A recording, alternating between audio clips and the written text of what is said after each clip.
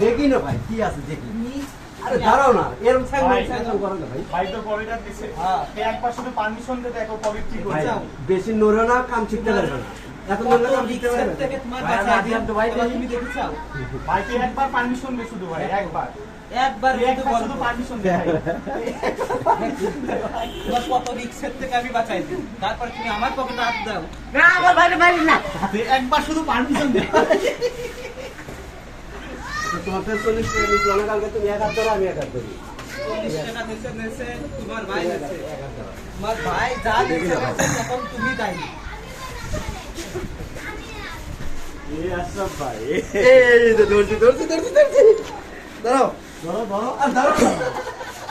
আমরা ও মা,